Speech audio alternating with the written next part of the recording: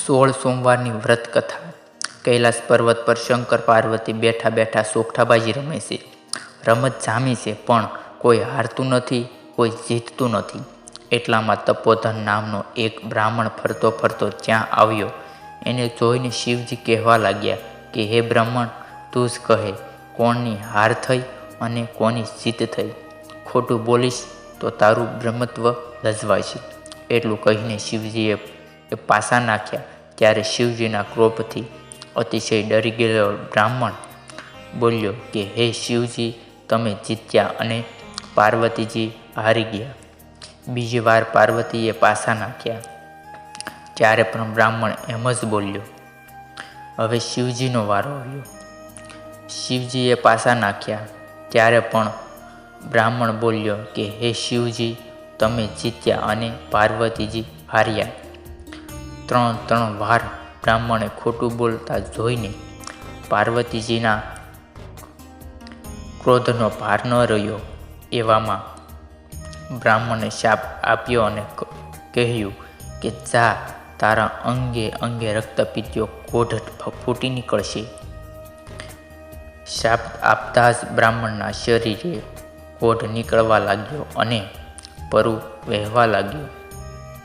બ્રાહ્મણ પોતાના ભાગ્ય પર આંસુ સારતો સારતો કૈલાસ પર્વત પરથી નીચે ઉતર્યો અને રસ્તામાં એક ગાય મળી. ગાયને વાસા ફૂટતા પૂછ્યું કે હે બ્રાહ્મણ દેવ, ક્યાં જાઓ છો?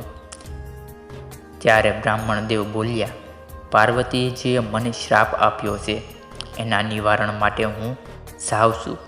ત્યારે ગાય બોલી, હે ભૂદેવ, પીડા પણ મારી પણ સાંભળતા જાઓ. દૂધથી મારા આંસળ ફાટું ફાટું થાય છે, પણ કોઈ મારું દૂધ મોઢે લગાડતું નથી. વાસરડા ધાવતા પણ નથી. અરે મારા એવાથી કયા પાપ હશે? તમે મારા દુઃખનું નિવારણ પૂછતા આવજો. ત્યાંથી બ્રાહ્મણ આગળ જતા એક પંચ કલ્યાણી ઘોડા સામે મળ્યો. સાપની વાત સાંભળીને કહેવા લાગ્યો કે હે બ્રહ્મદેવ, મારી પીઠ હીરા મોતીના પ્લાન્ટથી માંડેલી છે, પણ કોઈ મારા પર સવારી કરતું નથી. મારા કષ્ટનું પણ તમે નિવારણ પૂછતા આવજો. આગળ જતા બ્રાહ્મણને થાક લાગ્યો. એક આંબા નીચે વિશ્રામ કરવા બેઠો. ત્યાં પાકી કેરી જોઈને બ્રાહ્મણને ખાવાની ઈચ્છા થઈ. ત્યાં જ આંબાની વાસા ફૂટી. આંબો કહેવા લાગ્યો કે હે ભૂદેવ, તમે જો જતા હોવ તો મારા કષ્ટનું પણ નિવારણ સાંભળતા આવજો. મારા ફળ કોઈ ખાતું નથી. ખાય છે તે મૃત્યુ પામે છે. તે મારા શાપનું નિવારણ પણ તમે પૂછતા આવજો. આગળ જતાં બ્રાહ્મણને તરસ લાગી છે. એ પાણી પીવા તળાવ ગયો. તળાવના કાંઠે એક મગરને રડતો દીઠ્યો. બ્રાહ્મણે જોતા જ મગર બોલ્યો કે હે ભૂદેવ, મારા કાયામાં લાગી છે આગ. અંગે અંગે કાળી બળતરા થાય છે.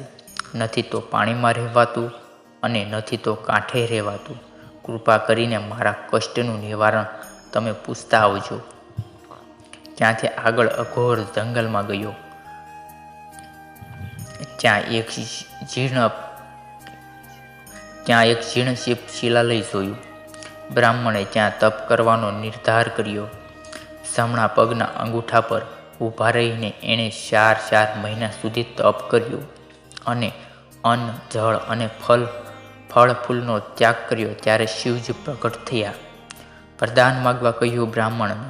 ત્યારે બ્રાહ્મણ રડતા રડતા બોલ્યો કે હે કે મારા કોઢ મટાડો.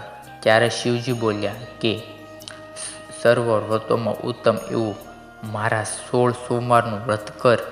એના પ્રભાવે તારા સર્વ દુઃખ ટળશે. બ્રાહ્મણ બોલ્યો કે કૃપા કરીને મને એ વ્રતની વિધિ જણાવો. શિવજીએ વ્રતની વિધિ જણાવી.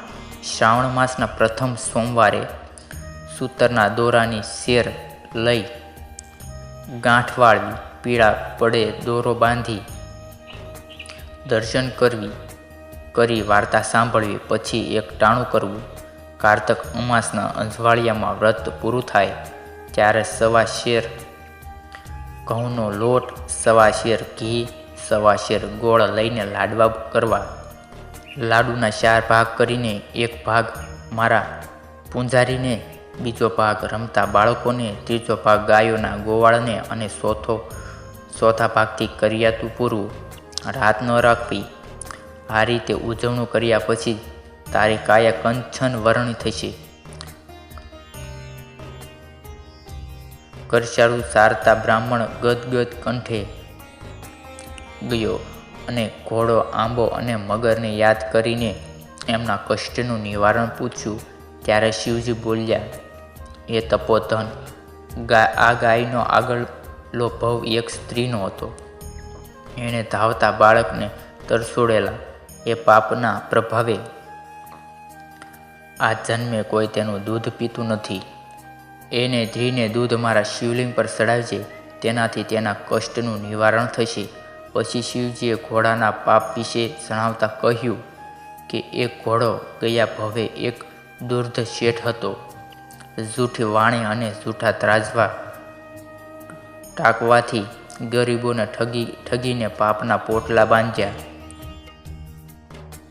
કેટલાય વ્યક્તિને વ્યાજના દરિયામાં ડૂબાડ્યા. એ પાપના લીધે એની આવી દશા થઈ છે. પછી ઘોડાના નિવારણ કહેતા ભગવાન કહે છે, તું મારું નામ લઈને એના પર સવારી કરજે, જેથી સર્વ સુખ થશે.